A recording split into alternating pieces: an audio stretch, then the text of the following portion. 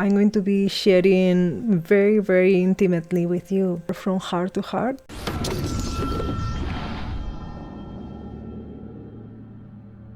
Hi, beautiful friends. How are you? Today, I have a little bit of a different approach, so I'm going to be sharing very, very intimately with you. So the tone might be a little bit less exciting and a little bit more from heart to heart, which I have been wanting to do with you. This year, I have been focusing so much on sharing about divine sexuality. And of course, I had my initiation.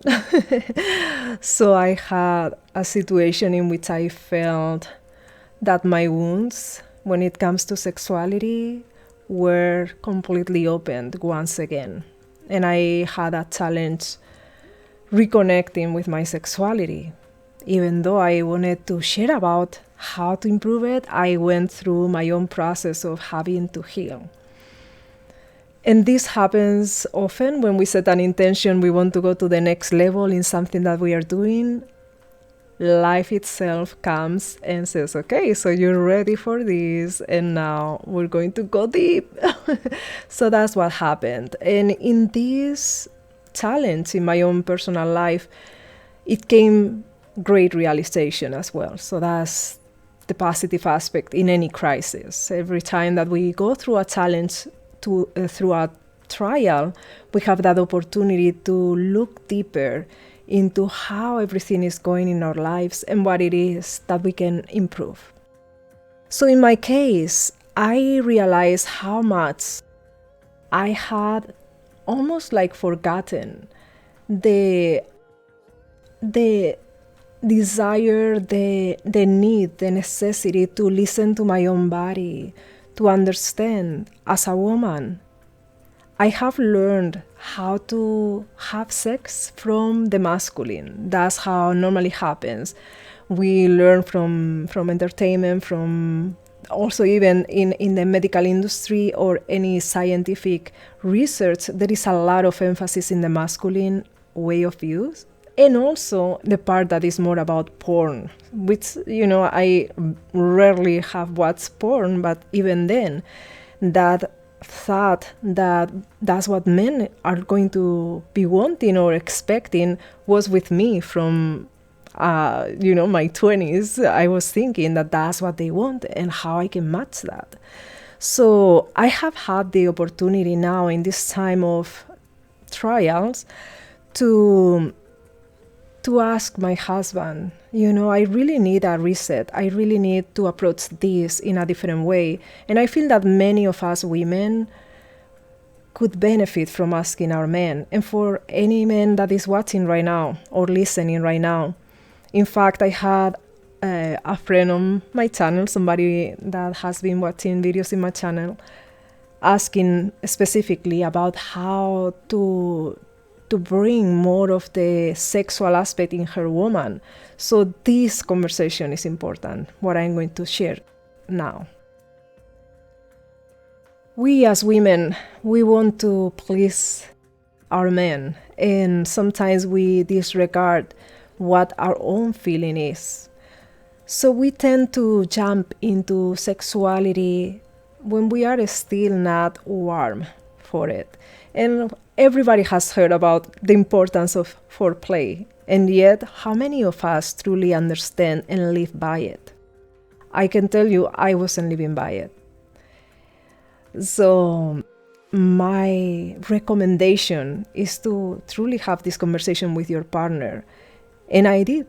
I asked him, I really need to feel that you're not coming to take this from me, but instead you're going to come to fill me up with nurturing and love, to adore each cell in my body, like truly cherish from my toes to the last tip of my hair. Like I needed that feeling of It is not about going to the areas. Like I feel that for men sometimes it's a little bit like they go for the nipples or they go for the yoni, Sanskrit word for vagina.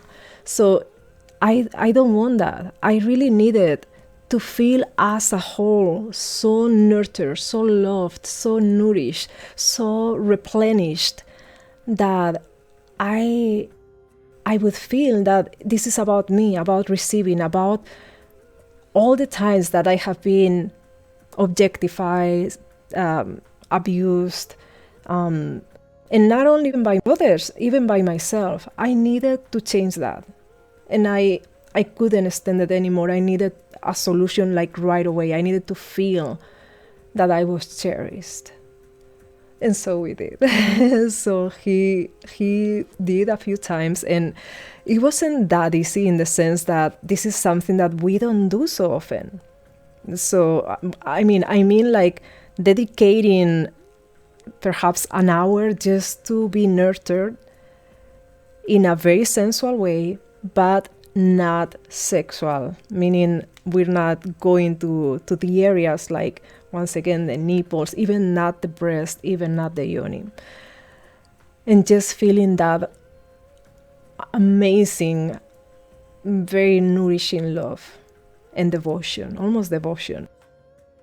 So feeling that until my body was so filled with that passion that it was like it was inevitable to finally go into, I want more. Now you can touch everything and you can do everything, but from a place of I'm so warm up, I'm so in ecstasy, without getting to sexuality, just by the nourishing, that now it becomes a necessity to go to the next step. And so we did. It took like 4 times that we went through the process of just nurturing my body, nurturing my soul, my heart. And at the 4th time, oh my goodness, I never ever in my life went so deep. Like I never experienced the level of ecstasy, of climax, of orgasm, of it was just out of this world, incredible. So after that day, I was like, like completely in love with my husband. Like, oh, like I discovered my man anew, completely anew. And I thought it's going to always going to be like that, always. Like I don't want to make love in any other way. So the funny thing is that actually, because of this, it can kind of balanced things out.